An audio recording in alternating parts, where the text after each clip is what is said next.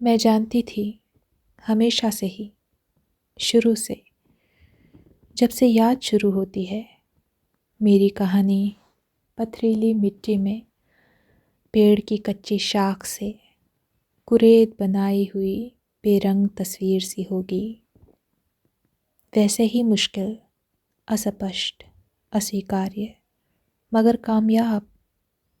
मैं देख पाऊंगी, छू पाऊंगी और यहाँ तक के महक महसूस पाऊंगी। उस खुरचे फूल की तस्वीर को मैं जिंदा देख पाऊंगी। तुम कहते रहोगे रंग नहीं, आकार नहीं, यहाँ तक के ये सच भी नहीं। तुम्हारी नकार मैं जानती थी तभी से। मैं जानती थी पथरीली मिट्टी में पेड़ की कच्ची शाख टूट जाएगी, मगर मैं नई शाख तलाश लूँगी हर बार और फिर तस्वीर बनाऊँगी, हर बार अंत तक।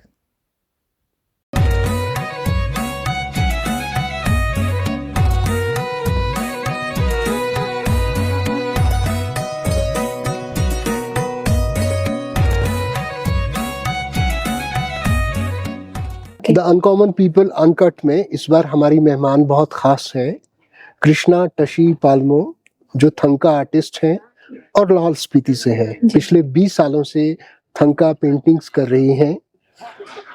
कृष्णा जी, ये बताइए कि लाहौल स्पीति में आपका बचपन कैसा था?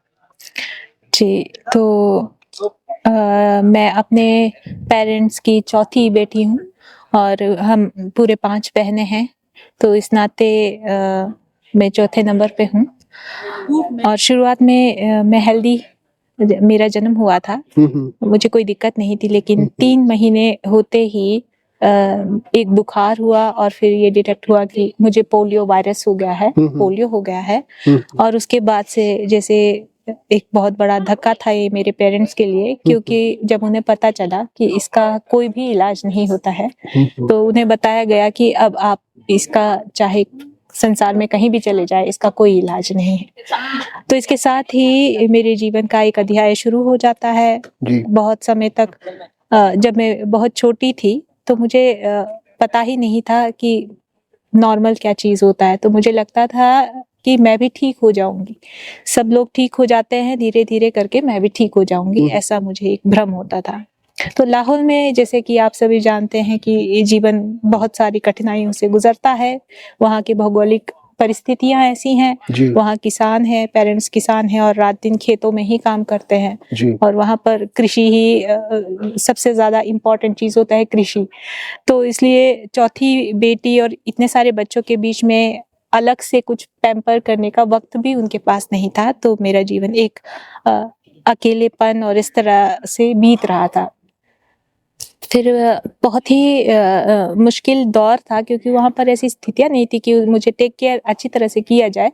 तो इस मौके पे मेरे दादी जी जो थे, वो यहाँ पर हिमाचल में मतलब कुल्लू मनाली में उनका बगीचा था। तो उन्होंने कहा कि अब ये, जैसे उनको लगता था कि वो इतनी कमजोर है और उसका कोई भविष्य भी नहीं है, तो उनको ऐसा लगता था कि अब ये शायद मर जाएगी, ऐसा होगा कि ये मर जाएगी, क्योंकि वो कमजोर भी है और इसका पोषण भी नहीं है और इसके इलाज भी नहीं है। उस समय पोलियो के बारे में ज्यादा जानकारी भी नहीं थी। तो उनको यही लगता था कि जब कोई बहुत बीमार हो गया है तो शायद वो मर जाए। तो उनको ये लगा कि इस स्थिति में रखना शायद अच्छी बात नहीं है। मैं इसे मनाली ले जाती हूँ अपने साथ बगीचे में, अच्छा गर्म धूप है और जब तक जिएगी तो थोड़ा अच्छे से जिएगी। लेकिन वही कहते हैं ना कि जाको रखे साइयां, मार सके ना कोई। तो मैं वहीं पे फलती रही, फूलती रही बगीचे में। पर धीरे धीरे, जैसे कि मेरी सारी बहनें या मेरे कजन्स हैं, सब स्कूल जाते थे। मुझे पढ़ने का बहुत ज्यादा शौक था, मैं उनकी सारी किताबें घर पर ही पढ़ती थी। लेकिन हमारा गांव बगीचे में जो फैसिलिटी स्कूल की काफी दूर थी, जैसे कि कटराई में नहीं, सजला में। हाँ जी, सजला में बहुत सुंदर जगह है। हाँ जी, सजला में बगीचा है मेरे ग्रैंड पेरेंट्स का। तो मेरा सारा बचपन वहीं पे गुजरा है। तो उस समय ऐसा था कि स्कूल ले जाने लाने ये सब के बारे में किसी ने सोचा भी नहीं। अब उनका ऐसा होता है कि पुराने ज़माने में कि अब तकदीर के हवाले ही कर दिया जाता है कि इसका हम नहीं जानते क्या भविष्य है। तो वैसे ही तकदीर के हवाले मुझे छोड़ दिया गया कि अब उसकी तकदीर ही जाने। तो स्कूल की कोई शिक्षा मुझे प्राप्त नहीं हो पाई। जो भी पढ़ाई की अपने घर पे की, होम अपने स्कूलिंग। खुद से ही की, हाँ जी, खुद से ही की है। तो ऐसा रहा मेरा बचपन की सभी बहनों को, सभी कज़न को स्कूल जाते हुए देखती थी, घर पे पढ़ती रहती थी और ऐसे में खाली समय में मैं बहुत बिज़ी फ़ील करती थी खुद को कि उस समय दूरदर्शन का एक चैनल आता था, वहाँ पढ़ाया जाता था। अक्षर ज्ञान वहाँ से मैंने सीखा क्योंकि वो चैनल मैं देखती थी और वहाँ से अक्षर ज्ञान मैंने ले लिया। और उसके बाद तो फिर जैसे जीवन में एक होता है ना, एक रास्ता मिल गया, आप बोर नहीं हो रहे हो, आप एक पेड़ के नीचे, हमारा बगीचा, वहाँ पर पेड़ के नीचे अड़ोसी पड़ोसी ज्यादा नहीं है, कोई नहीं है, तो इसलिए मेरा सोशलाइजेशन कुछ भी नहीं था। आप अकेले हो, एक पेड़ के नीचे हो और अपनी बहनों के, अपने कजन्स की किताबें पढ़ते हो और अपने आप को होमवर्क देते हो, खुद ही करते, दिन ऐसे व्यतीत होते रहते थे। फिर मुझे नहीं पता कि चित्रकारी उस समय कोई नहीं करता था। अच्छा। क्योंकि मेरा तो समाज ही नहीं था, मेरी तो दुनिया ही मैं ही थी, तो मुझे पता नहीं कि ये चित्रकारी क्या चीज है, पर मेरे अंदर चित्रकारी था। तो फैसिलिटीज ऐसे नहीं थे मेरे पास कि मेरे पास कोई कागज हो, पेंसिल हो, ऐसी चीजें, रंग हो। तो खुद ब खुद कभी मैं मिट्टी पर चित्र बना रही हूँ, कभी मैं फूलों से रंग लेके कागजों में घिसती हूँ। इस तरीके से चित्रकारी से मेरा संबंध, मतलब मेरे होश संभालते ही हो गया था। आप ये भी कर रही थी और आप घर पे होम स्कूलिंग भी कर रही थी, तो थंका जो है ये आपके जीवन में कब आया? ये क्योंकि ये स्पेशलाइज्ड आर्ट है, जी स्पिरिचुअलिटी है, इसमें आध्यात्मिक है, बुद्धिज्म है, इसकी तरफ आपका झुकाव कौन से साल से हुआ? ये कितने साल की हाँ थी? जी, ये काफी लंबी कहानी है, फिर भी मैं इसको ब्रीफ करने की नहीं, आप बताइए, कोशिश हमारे पास करती हूँ। समय है, प्लीज तो बताइए। जैसे कि मेरे पेरेंट्स ने देखा, मेरे पिताजी ने देखा कि इसे पढ़ने का बहुत शौक है, पढ़ने लिखने का शौक है, चित्रकारी तो फिर भी गिनी नहीं जाती थी। तो फिर मैं वापस लाहौल पहुंच गई। वहां पर मेरे पिताजी ने खुद मुझे पढ़ाया, बस 2 ही महीने पढ़े थे, पढ़ाई की और 5वीं का परीक्षा आ गया। 2 महीने में सीधे 5वीं की किताबें पढ़ी, परीक्षा आ गया और मैं पास हो गई उसमें।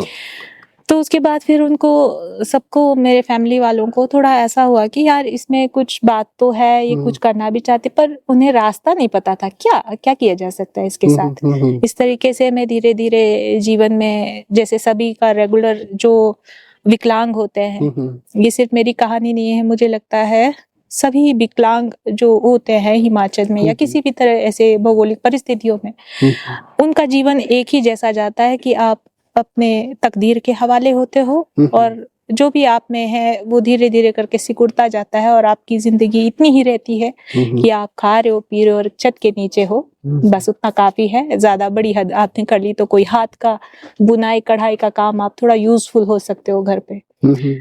पर मेरा सपना कुछ और ही था, मुझे पता नहीं था चित्रकारी, पर मुझे लगता था कि ये मेरी जिंदगी नहीं हो सकती है, इस तरह के कि मैं नहीं हूँ। मेरे भीतर एक कुछ कहता था कि तुम ऐसे एक ढर्रे में, ऐसे एक कैटेगरी में नहीं रह सकती हो।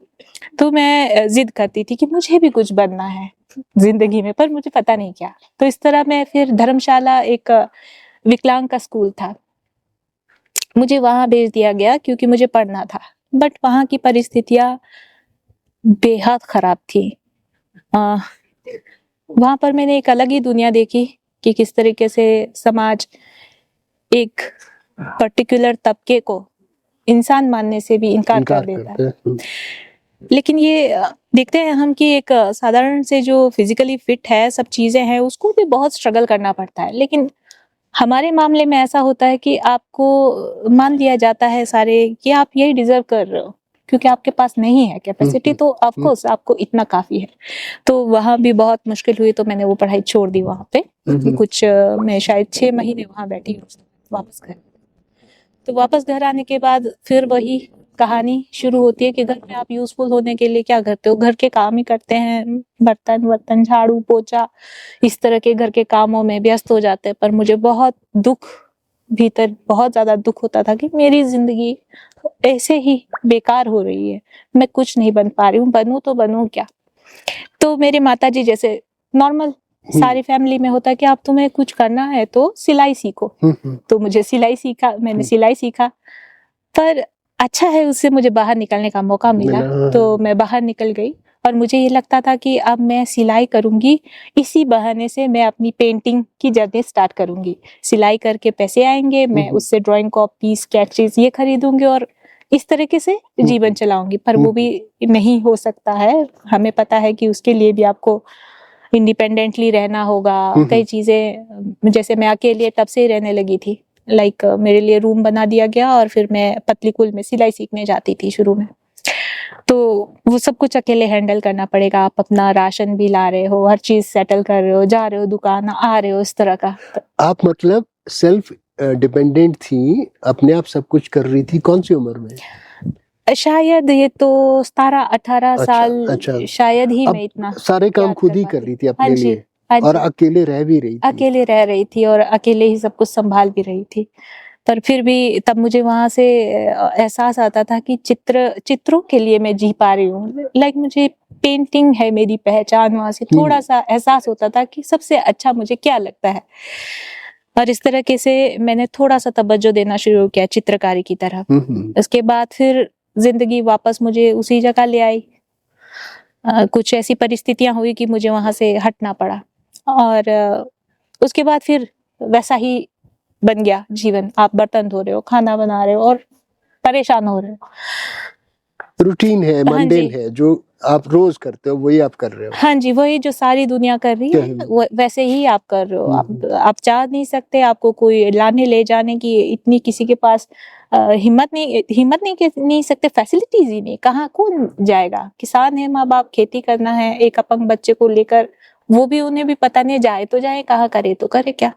तो इसी तरीके से मेरा जीवन फिर से उसी डरे पे आ गया। लेकिन फिर मेरे अंदर ये था कि मैंने कविताएं लिखना शुरू कर दिया। अच्छा, आप कविताएं लिखती हाँ हैं? जी, मैं कविताएं भी लिखती हूँ। तो कविताएं लिखनी शुरू कर दी, लेकिन मुझे ये भी नहीं पता था ये क्या होता है, ये कविता क्या होती है। मैं लिखती थी और लिखती रहती थी, और कभी कभी अपने जो प्रिय होते हैं, बहनें होती हैं, किसी को सुना भी दिया करती थी, देखो मैं ऐसा फील कर रही हूँ। तो वहां से थोड़ा रास्ता फिर खुल गया। किसी तरीके से ऐसा संयोग हुआ कि मेरे माताजी और यहाँ पर हमारे कुल्लू में चिमे मैडम प्रोफेसर हैं, तो उनके साथ मुलाकात हुई। तब वो चंद्रताल पत्रिका मैगजीन वो एडिटर या कुछ थे। तो उन्होंने कहा ये कविताएं तो बहुत अच्छी है, तो मैं उनसे मिलना चाहूंगी, कौन है ये लिखने वाली। तो फिर हम मिले, ऐसे संयोग हुआ। तो उन्होंने कहा कि तुम क्या करना चाहती हो, तो मैं पढ़ना चाहती हूँ। अब बहुत गैप हो चुका था, अब मैं वापस 5वीं से 6ठी 7वीं 8वीं नहीं जा सकती थी। तो उन्होंने कहा तुम 10th कर लो ओपन स्कूलिंग से, मैं तुम्हें हेल्प करूंगी। तो फिर इस तरह से मैं घर पे बैठ के मैंने सोचा अब करना ही क्या है, पढ़ लेती हूँ। और फिर मेरा 10th भी हो गया, और जब मेरा 10th हो गया तो और भी ज्यादा हिम्मत आई कि अब मुझे जीना चाहिए, कुछ तो करना चाहिए। तो मैं अपने पेरेंट्स को कहती रहती थी कि अब चित्रकार बनना है, क्या कोई ऐसा रास्ता है कि चित्रकार भी बनते हैं। लेकिन वही है ना, चित्रकार का आपका क्या जीवन होगा, कोई जॉब नहीं है ये, अब कहाँ जाओगे बेचने के लिए, ये सारी दिक्कतें आती है। फिर उन्होंने ट्राई किया काफी जगह पे, नगर में बहुत सीढ़ियां थी, नगर और एक हमारे सजला से पास में। हाँ। हाँ जी, फिर वहां तो मैं जा नहीं सकती थी। तो ऐसे थंका पेंटिंग, इसी रो में थंका पेंटिंग नाम का एक पता चला हमें कि थंका पेंटिंग भी एक चीज है, बुद्धिस्ट का आर्ट है, आप वहां पर सीख सकते हो। फिर अलियो में एक ट्राई किया उन्होंने, पर वही था कि आपको रूम लेके रहना पड़ेगा, फिर आना जाना नहीं हो पा रहा था। लेकिन अब तो मन में ठान लिया था, अब बनूंगी तो चित्रकार ही है। तो मैंने बहुत जिद की अपने पेरेंट्स से कि मेरे लिए रास्ता निकालिए, मुझे नहीं पता। तो ऐसा ही एक मैं कह सकती हूँ कि एक विश मेरे मन में, एक बहुत ही जोर से एक दुआ निकली, शायद यूनिवर्स ने उसको सुन लिया। किसी का कोई प्लान नहीं, कुछ नहीं, कहाँ जाना है कोई रास्ता नहीं, कुछ पता नहीं, अपने आप ही कुछ जुड़ जा रहे थे। तो एक मेरे दादाजी थे, मेरे पापा के मामा जी थे। तो उन्होंने कहा कि पतलीकुल में एक तिब्बतन स्कूल है, थंका पेंटिंग स्कूल, और वहां पर आप जा सकते हो और मैं बात कर सकता हूँ। तो मुझे तो चित्रकारी से मतलब था, कुछ भी हो। तो मैंने कहा कि हाँ मुझे जाना है, वहीं पे आप कुछ करिए और मुझे वहां पर ले जाइए। तो फिर मैं चित्रकार इस तरह से फिर मैं थंका स्कूल पतलीकूल में पहुंच गई। अब मैं सोचती हूँ कि मेरी जिंदगी का जो मकसद है या जो कुछ भी, मैंने अपने आप को एहसास किया कि मैं भी इस समाज में यूजफुल हो सकती हूँ, मैं भी सोचने का अधिकार रखती हूँ, मैं भी बोलने का भी अधिकार रखती हूँ, जीने का अधिकार रखती हूँ। और किस तरीके से बुद्धिज्म और ये सब मेरे साथ बुद्धा जुड़े, इस स्कूल ने वो नींव रखी। तो मैं टीसीवी पतलीकूल में पहुंच गई जब से, तो तब तक मुझे बुद्धिज्म के बारे में भी ज्यादा जानकारी नहीं थी। हम लोगों का बड़ा बेसिक सा होता है कि आप लामा लाते हो, पूजा करते हो। ये बुद्धिज्म क्या होता है, बुद्धा क्या होता है, क्या इनके मायने होते हैं, ये हम नहीं जानते थे। तो बस पतलीकूल स्कूल में पहुंच गई मैं, टीसीबी पतलीकूल स्कूल में। और वहां पर धीरे धीरे मेरी मुलाकात हर चीज से हुई, दोस्ती से हुई। कैसे दोस्त होते हैं, कैसे एक दूसरे के सहारा बन सकते हैं, कैसे आपकी मित्रता किसी के लिए रास्ते ऐसे खोल देते हैं, आपको दयनीय महसूस नहीं करवाते हुए कैसे आपको सशक्त बना दिया जाता है, एक मित्रता। और वहां पर बहुत सारे दोस्त मेरे बहुत हेल्पफुल थे, टीचर्स मुझे बहुत ज्यादा सपोर्ट करते थे। तो ऐसे करके 5 साल की ट्रेनिंग मैंने वहाँ थंका पेंटिंग स्कूल टीसीवी से ली। और फिर एक और साल में एक्स्ट्रा भी वहां पर बैठी थी, लगभग 6 साल, 2006 से ही शुरुआत समझ लीजिए। उसके बाद फिर 2012-13 तक भी मैं पतलीकूल में ही थंका पेंटिंग करती थी, जहाँ पर मेरे गुरुजी मुझे बहुत सपोर्ट करते थे। हाँ जी। कृष्णा जी, जब ये थंका पेंटिंग आप सीख रही थी पतलीकूल में जी, उस समय जो लोग हैं, जो आसपास के लोग हैं या दूसरे जो आपके जानने वाले लोग हैं, उनका जो व्यवहार था आपकी तरफ वो कैसा था? क्योंकि स्ट्रगल तो तब भी था जी, लेकिन दिशा, एक निश्चित दिशा थी कि आप पेंटिंग सीख जाएंगी। तो लोगों का जो एटीट्यूड है आपकी तरफ, वो बदला क्या?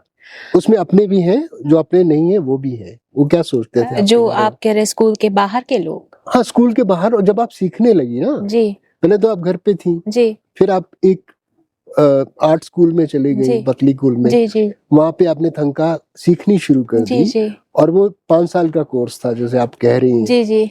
तब लोगों का व्यवहार आपके प्रति कैसा था?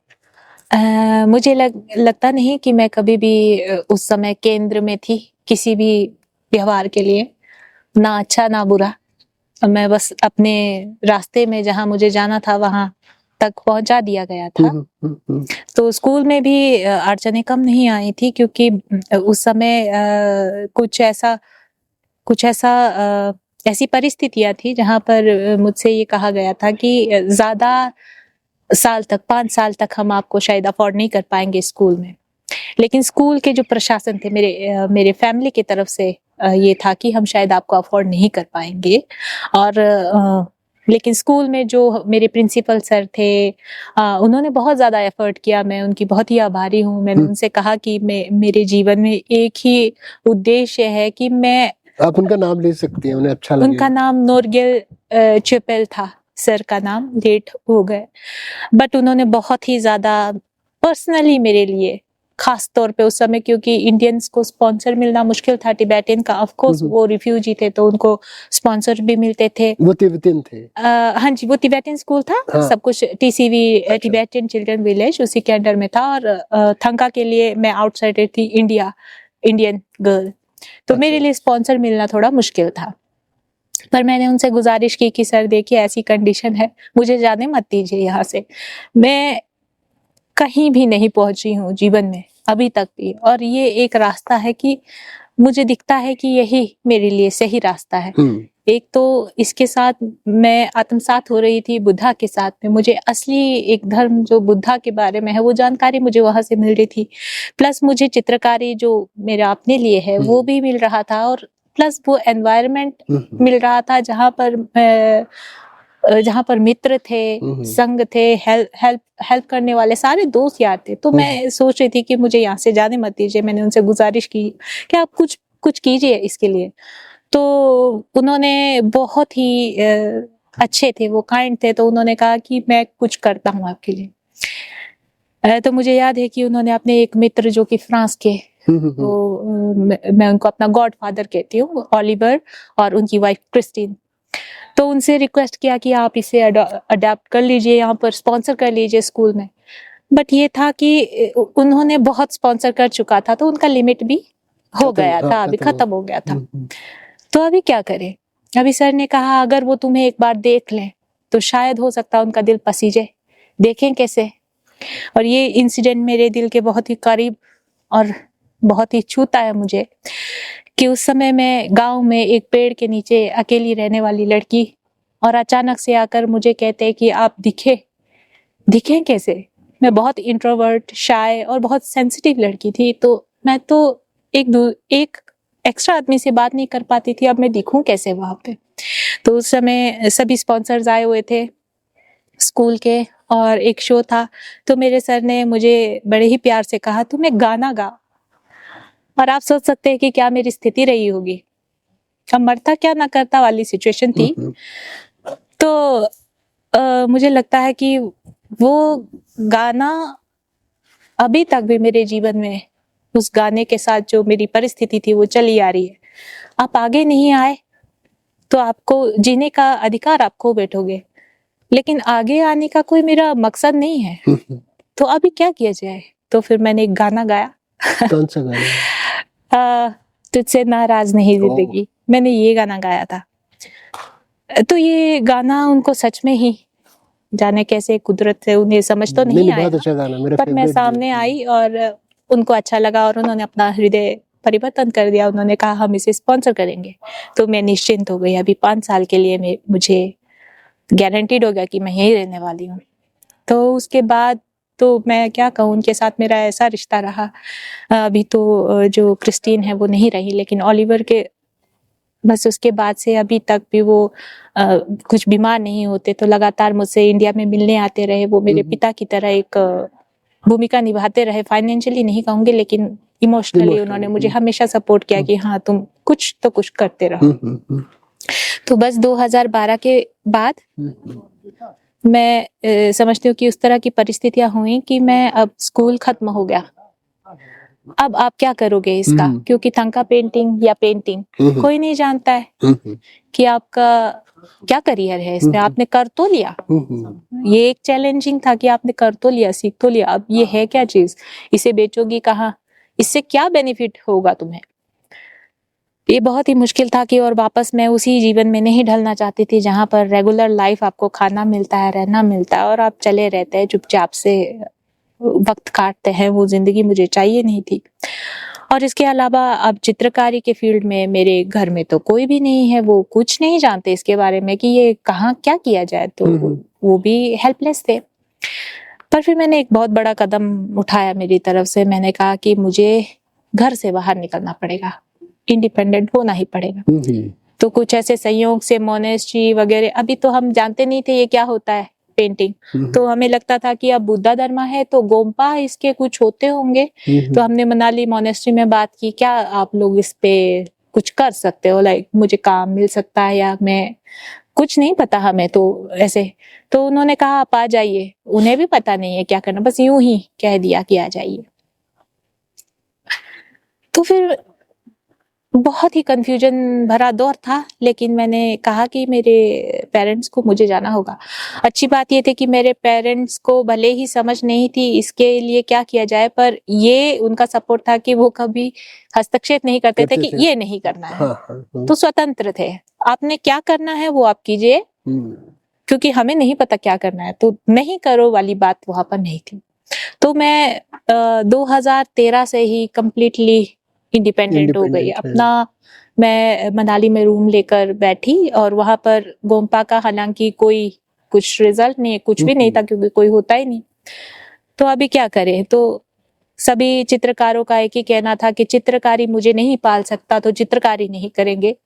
लेकिन मेरा ये मुद्दा नहीं था, मेरा ये था कि मैं चित्रकारी को कैसे पालूं, मैं वो मुझे पाले, ये मेरा मकसद नहीं था, मैं उसे कैसे जिंदा रखूं, मेरा मकसद सिर्फ इतना ही था। तो अच्छे लोग मिले, अच्छा सपोर्ट हुआ। जिनके यहाँ पर मेरा रूम था, शकुन मैडम सिंगर हैं, वो लाहौल के, तो उन्होंने भी मुझे बहुत सपोर्ट किया। शुरू-शुरू में हम नहीं जानते थे इसका क्या करें, तो अपने कलीग्स को कह दिया कि ये पेंटिंग्स आप देखिए, और खुद भी कुछ चित्र लिए। इस तरीके से मेरा थोड़ा बहुत गुजारा चलते रहा। तो इसी तरीके से जीवन में चित्रकारी के साथ मैंने तभी से घर से बाहर कदम रख लिया, अपने ब्रश और कलर्स के साथ। तो इस तरीके से शायद आगे बहुत लंबी कहानियां हैं, तो फिलहाल ये यही बहुत तक का। स्पिरिचुअल आर्ट है एक जी। तरह से, जो तिब्बत और बुद्धिज्म से रिलेटेड है। जी। 8वीं या 9वीं या शायद 7वीं शताब्दी से शुरू हुआ। बौद्ध बिहारों में बहुत सारी ऐसी पेंटिंग्स हैं, अजंता की गुफाओं में ऐसी जी, जी। पेंटिंग्स हैं। इनको हम स्क्रोल पेंटिंग्स भी कहते हैं, हाँ जी, है ना? हाँ जी, स्क्रोल हाँ करते जी। हैं। वो शायद इसलिए कि तिब्बतियंस बहुत नोमैडिक थे, वो एक जगह से दूसरी जगह जाते थे। किसी जी, को जी। उपहार देना हो तो उसको वो रोल करके वो दे जी, देते जी, थे। जी, जी।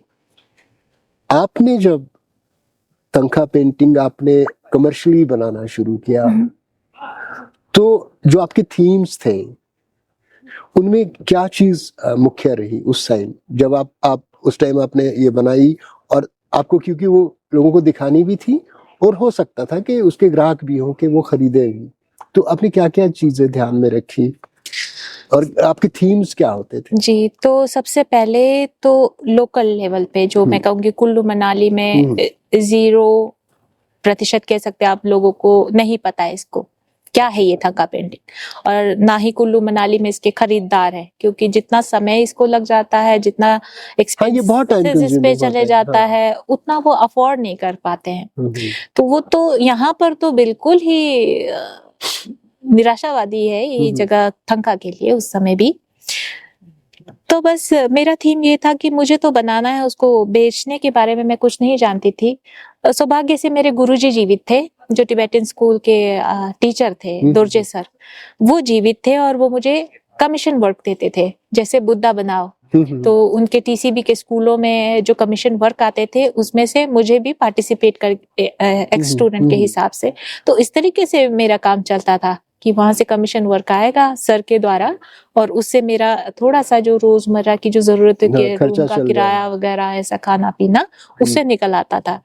तो शुरुआत में तो इसी तरह, लेकिन मैं नहीं जानती थी कि सर के अलावा मेरा खुद का क्या होगा। फिर सर भी गुजर गए। उसके बाद फिर जीवन में कुछ समझ नहीं आ रहा था कि इसे कहाँ क्या किया जाए। तो मैंने इतना स्ट्रगल किया कि अब ऐसा तो नहीं है कि थंका ही करूं। फिर मैं कंटेम्प्ररी भी करती थी, मॉडर्न आर्ट करती थी। अब मैंने स्ट्रगल के लिए क्या नहीं किया, मैंने वहां पर देखा कि मार्केट में आपके रोड पे बैठते हैं, लकड़ियों पे कुछ पेंटिंग करते हैं, सीनरी वगैरह करते हैं। तो मैं क्या करती थी कि काफी दूर होता था मेरा रूम और मार्केट, फिर वहां लकड़ियों पे पेंटिंग करके मैं वो 2-4 लेकर जाती थी यहाँ वहां, कि कोई देखे तो ले ले। अदरवाइज मुझे पता नहीं है कैसे क्या किया जाता है, कुछ भी नहीं पता था। तो इसी तरह के स्ट्रगल से गुजरी हूँ। जैसे कभी कभी आप मंजा लगाते हैं, वो उसमें भी बहुत सारे खुशामदीद करने पड़ते हैं लोगों के, फिर भी बड़ी सारी पॉलिटिक्सें हो जाती हैं, आप नहीं सरवाइव करवाते हो उस पे भी, फिर वो भी नहीं कर पा रही थी। तो काम तो चला ही हुआ था, चाहे जितनी तकलीफें आई, मैं यही सोचती थी कि ये मेरी तकलीफें है, मैंने चुनी है इन्हें, तो मैं इन तकलीफों को सहज स्वीकार करती हूँ, क्योंकि ये मेरी तकलीफें है, मैंने चुनी है। तो इस तरीके से चलती रही गाड़ी, और धीरे धीरे ऐसा हुआ कि लोगों ने कहा कि मुझे सोशल मीडिया ट्राई कीजिए। मेरे जो अपने थे फ्रेंड्स थे, उन्होंने कहा कि सोशल मीडिया है आज की डेट में, तो फेसबुक वगैरह नए नए, जैसा मुझे पता चला था, फेसबुक पेज वगैरह बनाइए। तो मैंने फेसबुक पेज बनाया, तो वहां पर अपलोड करते, हम मोबाइल वगैरह अच्छे नहीं थे, बट फिर भी वहां पर करती थी। तो वहां से कुछ सपोर्टिव मित्र फेसबुक से बाहर आए, और उन्होंने मुझे बताया कि कैसे क्या क्या कर सकते हैं हम, जैसे एग्जीबिशन कर सकते हैं, या आप पार्टिसिपेट कीजिए किसी आर्ट कंपटीशन में, इस तरीके से। तो मैं नहीं जानती थी कि कैसे, हालांकि मैं कुछ एग्जीबिशंस उस दौरान कर चुकी थी, स्कूल के माध्यम से मैं दिल्ली हाट में एग्जीबिशन कर चुकी थी, वो भी मैं अकेले गई थी सामान लेकर दिल्ली। तो वहां पर एग्जीबिट हुआ था, तो मैं जानती थी कि एग्जीबिशन एक माध्यम है, पर एग्जीबिशन कैसे अप्रोच किया जाता वो मैं किसी से ना पूछ सकती थी ना कुछ। तो जब मेरे फ्रेंड्स थे वो बाहर आए और उन्होंने मुझे कहा, और फिर मैंने एक पेंटिंग बनाई थी जो लाहौल में कुछ उस समय डीसी, एक विवेक भाटिया डीसी थे, उन्होंने एक वो कराया था, आर्ट कंपटीशन कराया था। तो उसमें मैंने पार्टिसिपेट किया था, जो कि उन्होंने बहुत अप्रिशिएट किया, और इस तरह से लोकल लोगों को अवेयर हुआ कि यहाँ पर एक आर्टिस्ट है कृष्णा टशी पालमो करके। तो बस वहीं से फिर मुझे एक मेरी बहुत ही परम मित्र है सुनीता कटोच, फिर वो आए, फिर उन्होंने कहा कि हम इसका एग्जीबिशन करते हैं। तो ऐसे करते हुए मेरा एक एग्जीबिशन हो गया गौड़ निवास पे। उससे पहले भी कुछ एग्जीबिशंस में जयपुर आर्ट समिट पे कर चुकी थी, हालांकि फिर ऐसे ऐसे करते करते जयपुर आर्ट समिट में डीसी ने एक इंटरनेशनल आर्टिस्टों को बुलाया था, जहाँ मैं चयनित हुई थी, और वहां पर आर्ट कैंप गोगी सरोज पाल और वो इंटरनेशनल आर्टिस्ट आए थे। हाँ जी, वो इंटरनेशनल आर्टिस्ट आए थे और उन्होंने मुझे चयनित किया था, और उनके साथ में मेरा आर्ट रेसिडेंसी हुआ था मेरे एग्जीबिशन से जयपुर में, लाहौल में, केलोंग में। हाँ जी, और वहाँ से उनके साथ बहुत अच्छा घनिष्ठ संबंध हो गया। तो उन्होंने अप्रोच किया कि आप आगे आइए, ऐसे पीछे मत रहिए। तो उन्होंने मुझे जयपुर आर्ट समिट में इनवाइट किया, वहाँ पर मेरा एग्जीबिशन, और ये बहुत सक्सेसफुल अच्छा रहा, वर्कशॉप वगैरह हुआ। तो उसके बाद से फिर वापस वही थोड़ा सा एक्सपोजर हुआ कि हाँ ये कर रहे हैं ये काम। आपकी जिंदगी में जब आपके पति आए, जो खुद बहुत अच्छे थंका पेंटर हैं, जी, उसके बाद आपकी जिंदगी कैसे बदली? मैं कहूंगी कि जब मैं स्कूल में थी तभी से हमारी एक मुलाकात फोन के जरिए थी। तभी से उन्होंने मुझे एक मॉरल सपोर्ट, मॉरली वो तभी से मेरे साथ है। तो उन्होंने मुझे कहा था कि तुम्हें रंगों की, ब्रशेस की कोई भी कमी मैं होने नहीं दूंगा, मैं जरूर तुम्हें एक साल में एक बार ये सारा स्टॉक लाके लद्दाख से छोड़ दिया करूंगा। वो लद्दाख में रहते थे, उनकी स्कूलिंग खत्म हो गई थी, और मैं हिमाचल में रहती थी, और साल में एक बार वो मुझे रंग वगैरह सब दे के जाएंगे, उसकी मुझे चिंता नहीं थी कि ये कहाँ से होगा। तो आप समझ लीजिए कि वो मॉरली मुझे तभी से सपोर्ट करते हैं। अगर मैं सोचती हूँ कि अगर मेरा आर्ट में जरा सा भी मैं कुछ कर पाई हूँ, या फिर मैं तो कहती हूँ कि मैं जी ही पाई हूँ, तो उनकी बदौलत है। तो बिल्कुल तभी से वो मॉरली सपोर्ट थे। और फिर जब हमारी शादी हुई 2017 में, तब वो पूरी तरह से हम दोनों का आर्ट का एक्सप्लोर शुरू हो गया था, पूरी तरह से फ्लोरिश होना शुरू हो गया था, क्योंकि हम दोनों को ही पता था कि हम किस तरफ जा रहे हैं, और वो रास्ता बिल्कुल पक्का था कि चाहे जो हो हम इसी से जाने वाले हैं। तो दोनों साथ में मिलके काम किए, और फिर कुदरती, मैं कहूंगी कुदरत हमारे साथ है। हमें पता नहीं, अभी भी पता नहीं है कि दिशा किस तरफ ले जाती है, लेकिन खुद ब खुद लोग आकर जुड़ जाते हैं, खुद ब खुद लोग आकर जुड़ जाते हैं और हमसे काम लेते हैं, और इस तरह हमारा जो काम है वो हमें रोजी रोटी भी दे रहा है, पूरी तरह से हम उस पर निर्भर भी हैं, और साथ ही साथ हम दोनों का इंटेलेक्ट जो है मिलता है, काफी हद तक हमारे विचार मिलते हैं, और हम बहुत सारे डिस्कशन से हमारा आर्ट जो है हर बढ़ते ही जा रहा है, अच्छे की तरफ जा रहा है।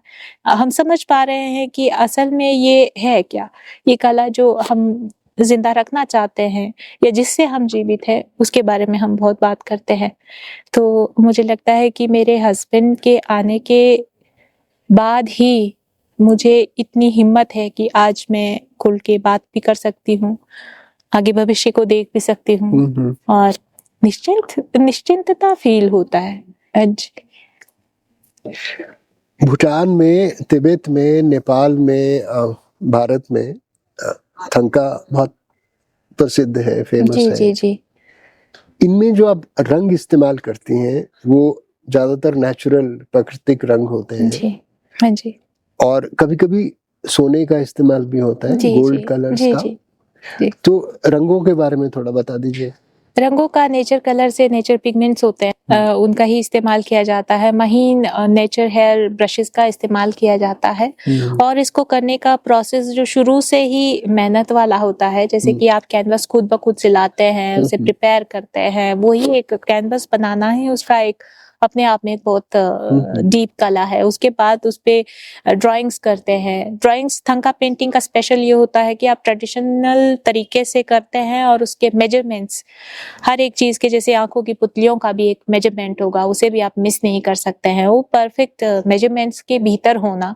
और एक शैली होती है, थंका पेंटिंग की कई शैलियां हैं, तो जो शैली हम फॉलो करते हैं उसके अकॉर्डिंग रंग को चुना कौन सी जाता है। शैली आपकी? हम मेहंदी मेहंदी, हाँ, हाँ जी, मेहंदी। मेहंदी थंका करते हैं। तो उसके अकॉर्डिंग रंग चुनना, उसके अकॉर्डिंग सब चीजें पहले से निर्धारित होती है, हम उस पे एडिशन नहीं कर करते हैं। सकते हैं। हाँ जी, लेकिन हाँ, लेकिन ये देखेंगे कि चाहे जितने मेजरमेंट्स हो, चाहे जितना भी आप मेजर करते हैं, लेकिन कहते हैं ना कि आर्टिस्ट का अपना मन उस चित्र में उकेरता है, तो सारे मेजरमेंट्स एक होते हुए भी आपको एक बुद्धा नहीं मिलता है, मिलता, हाँ। हमेशा अलग होता है। जैसे मैं भी एक बुद्धा बनाऊंगी, अगली बार वो अलग चेहरा होगा। तो हर पल आपके भीतर जो परिवर्तन होता है वो बाहर भी नजर आने लगता है। तो इसका प्रोसेस इसी तरह है। गोल्ड का काम होता है इसमें, बहुत ही जो असली गोल्ड होता है उसका काम होता है, महीन काम होता है। कुछ कुछ काम के लिए आप साल भी लग जाता है, एक पेंटिंग में 6 महीने भी लग जाते हैं, और कम से कम महीना तो लगता ही है। हाँ जी। महात्मा बुद्ध का क्या महत्व है आपके जीवन में? मुझे लगता है कि महात्मा बुद्ध का ही सारा महत्व है, क्योंकि बुद्ध को उनके गुणों के माध्यम से पहचानना, केवल ये नहीं कि सिद्धार्थ गौतम की कहानी जानना। मेरे लिए महात्मा बुद्ध जो है मेरे जीवन की शैली में, मेरे अस्तित्व में है। अगर मेरे पास महात्मा बुद्ध नहीं है तो शायद मेरा जीवन इस तरीके से नहीं होता। मैं अपने आप को बहुत सौभाग्यशाली समझती हूँ कि महात्मा बुद्ध के गुणों के बारे में थंका के माध्यम से मुझे जानने को मिलता है। थंका में जो चित्र बुद्ध का बनता है वो बुद्ध नहीं है, उस प्रोसेस में बुद्ध होता है। उस हर एक महीन रेखा में बुद्ध निकल के आते हैं। जब आप रंग चुनते हो उसमें बुद्ध होता है, और पूरा प्रोसेस जो है वो बुद्ध ही बुद्ध है। लास्ट में तो केवल एक चित्र आता है, लेकिन उसका जो प्रोसेस होता है, जिस तरह से एक कलाकार और ब्रश की बातचीत होती है, कैसे हम एक दूसरे के नेचर को समझते हैं, वो महीन जो बाल के कण होते हैं बारीक से, वो मुझसे क्या चाहता है, यही बुद्ध है मेरे लिए। बहुत सारी जो थंका पेंटिंग्स होती हैं उनमें कमल का फूल है, लोटस जी। वो कभी सफेद है, कभी वो पिंक है, कभी वो येलो है शायद। जी जी जी। तो इसका क्या महत्व होता है उन पूरी पेंटिंग्स में? कमल का फूल प्योरिटी को दर्शाता है। ये कहता है कि जब हम भगवान के हाथों में वो कमल डालते हैं तो भगवान की प्योरिटी बताता है, लेकिन जब वो कमल हम चित्रित कर रहे हैं वो हमारी प्योरिटी को बताता है। कमल की प्योरिटी आप सब लोगों के लिए कॉमन सा इतना ही है कि कीचड़ में रहते हुए भी वो खिलता है, साफ शुद्ध होता है, कीचड़ का एक नामो निशान नहीं है, बहुत ही प्योर है। लेकिन नजरिया एक और भी है, मैं सोचती हूँ कि कीचड़ को भी कमल देख सकते हैं हम, कीचड़ नहीं तो कमल नहीं।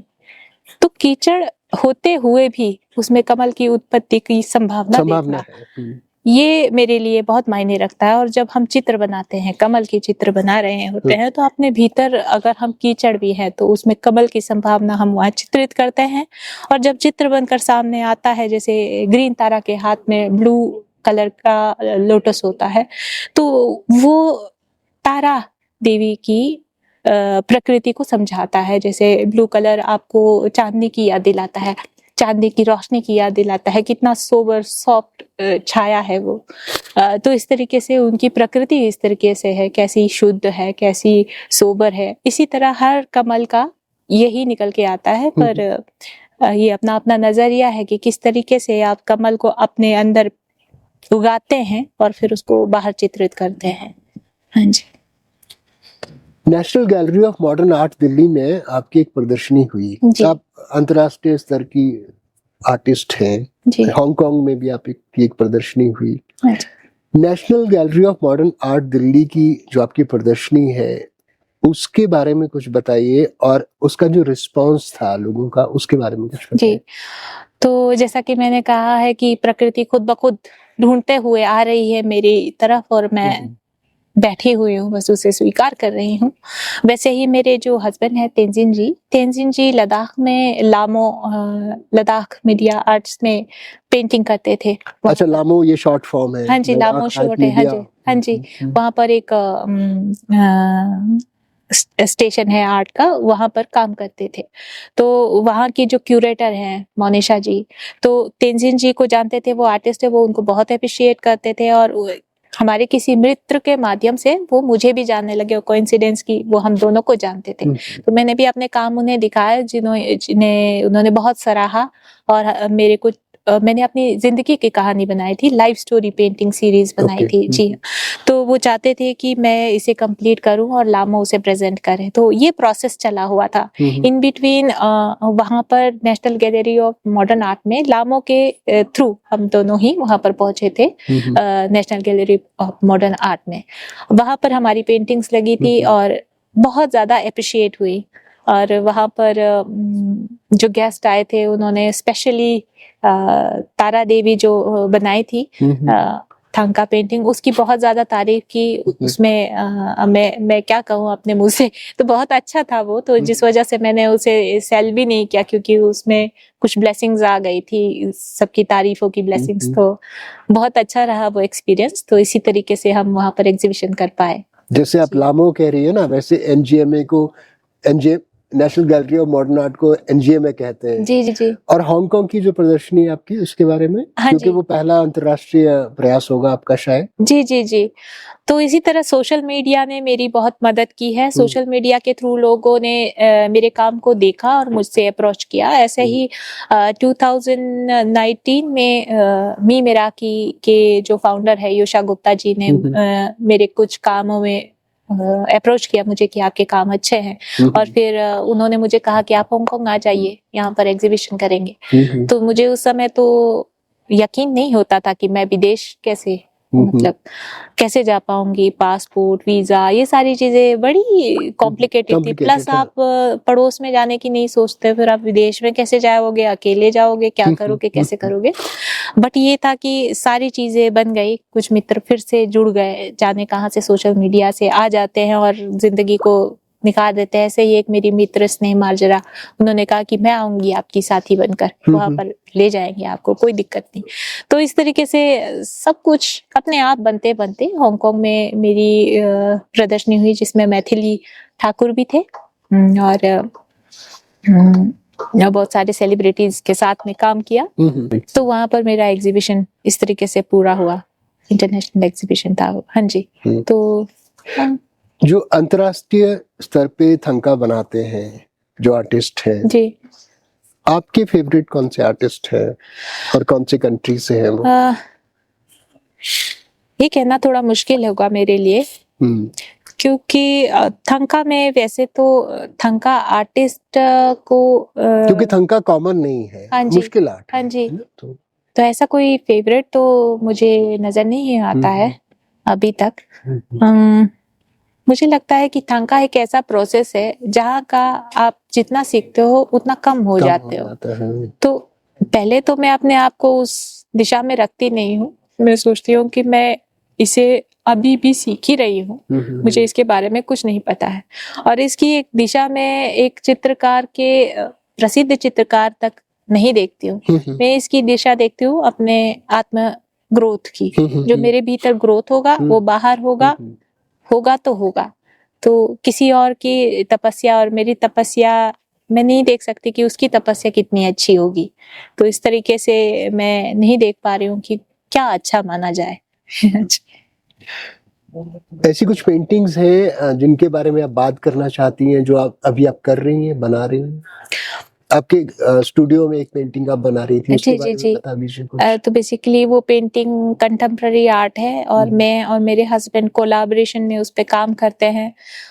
जैसे हम बहुत सारे जीवन की विधाओं के बारे में बात करते हैं, साथ में सामाजिक जो जितनी तक हमारी समझ है समाज के प्रति हम बहुत सेंसिटिव फील करते हैं, और जब हम इसकी बातचीत करते हैं तो कोई चित्र उभर के सामने आता है और उसको मेरे हस्बैंड उस तरीके से डेकोर करते हैं और हम उस पे काम करते हैं। तो अभी जो चित्र बन रहा है वो समय के बारे में है कि किस तरीके से समय के रुख बदलते रहते हैं और कभी क्या जो अच्छा था वो आगे जाकर अच्छा नहीं होता है, जो अभी अच्छा है वो शायद कल का बुरा हो। इसी तरह से कॉम्प्लेक्स सी बातें उसमें हम डाल देते हैं चित्र के माध्यम से। तो ये ऑन प्रोसेस है, करते करते करते करते विचार बदलते बदलते आपने जिसे अच्छा माना था कल दिन क्या जाने आप वही बुरा लगने लगे। तो इसी तरह हमारा चित्र भी इसी तरीके से चलता है, प्रतिदिन उसमें नई बातें जुड़ती जाती हैं। वो किसी एक बात को हम पर्टिकुलरली नहीं कह सकते कि यही बात ये कह रहा है ये चित्र। मैं सोचती हूँ कि जो हमारे जीवन में एक चित्र है वो बहुत सारी बातों जैसी है, बहुत सारी बातें, एक बात नहीं कह सकते कि मेरी यही बात है। तो वैसा ही हमारा चित्र है जो बहुत सारी बातें करता है। जी। आज जब कृष्णा टशी पाल्मो पीछे मुड़ के देखती है अपनी यात्रा को, जी। उसको आप कैसे डिफाइन करते? क्या था जिसने आपको यहाँ तक पहुंचाया? मुझे लगता है इस सब के पीछे मित्रता और प्रेम, मित्रता और प्रेम अगर मेरे जीवन में नहीं होता तो आप चाहे जितने धुरंधर कलाकार बन जाइए, आप चाहे सब कुछ हाइपर रियलिस्टिक बनाने लग जाइए, आप कुछ नहीं कर सकते, आप कहीं अपने आप को नहीं देखते। तो मुझे लगता है कि मेरे जीवन में मित्रता और प्रेम जिसने मुझे यहाँ तक पहुंचाया है।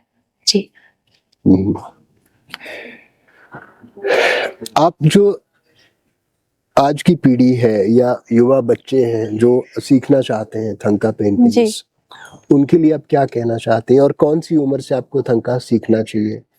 मुझे लगता है थंका सीखने के लिए आपको वैचारिक परिपक्वता जरूरी है कि आप जो कुछ भी कर रहे हैं क्यों कर रहे हैं, एटलीस्ट आपको ये पता हो तो आपका प्रोग्रेस बहुत जल्दी होगा, वरना आप ऊब आ जाएगी और आप इसे छोड़ भी सकते हो बीच में ही। तो मुझे लगता है जब आप 16 में पहुंच जाते हैं, आजकल के बच्चे जल्दी मैच्योरिटी में आते हैं, तो 15-16 में ही आपको स्टार्ट कर दो इसे। हाँ जी। अभी आने वाले समय में आपकी कोई प्रदर्शनी होने वाली है? अभी एक प्रदर्शनी की बात चली है, उसके गैलरीज को अभी डिसाइड नहीं किया गया है कहाँ पर होगा, तो मैं उसी के लिए कोशिश कर रही हूँ कि वो एक काफी बड़ी प्रदर्शनी हो, शायद 2027 में वो प्रदर्शनी आएगी। अभी मैं इसको ज्यादा डिस्क्लोज नहीं करना चाहूंगी क्योंकि अभी इस पे मैंने काम शुरू तक नहीं किया है। तो ये विचार अभी चल रहा है। जी। पर कहाँ करेंगी, कौन सी जगह पे? शायद मुंबई या दिल्ली में से। हाँ जी, हाँ जी। ऐसा कुछ है थंका में जो आप पेंट करना चाहती थी और आपने पेंट नहीं किया अभी तक? बहुत कुछ है, बहुत कुछ, क्योंकि थंका तो एंडलेस है, आपका कोई भी उसका एंड नहीं है। पर मुझे लगता है कि बहुत कुछ मैं चाहती थी बनाऊं, पर कुछ समय की मजबूरी है जो मैं नहीं बना पाती हूँ, क्योंकि मैं ज्यादातर कमीशन वर्क करती हूँ। जैसे कि मैंने बताया कि मैं और मेरे हस्बैंड पूरी तरह से चित्रकारी पर ही डिपेंडेंट हैं और उसी से हमारी आमदनी या कहें कि जीवन शैली चलती है। तो हमें तो कमीशन में क्या होता है कि आपको जो ऑर्डर आता है आप वही बनाते हो, उसमें समय चले जाता है। तो ऐसे में आपका मन का जो करने का था उसके लिए समय नहीं बचता है।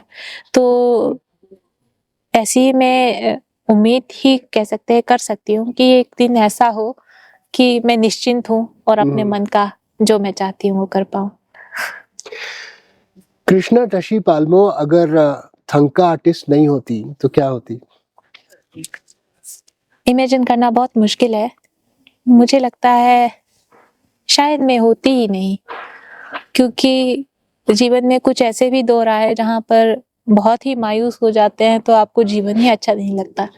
अगर थंका आर्टिस्ट नहीं होती तो शायद मैं होती भी नहीं। कृष्णा टशी पाल्मो, आपने हमसे बात की थंका पेंटिंग्स के बारे में, अपने जीवन के बारे में। आपका बहुत बहुत शुक्रिया। Thank you so much. Thank you so much. It was such a pleasure speaking. Thank you.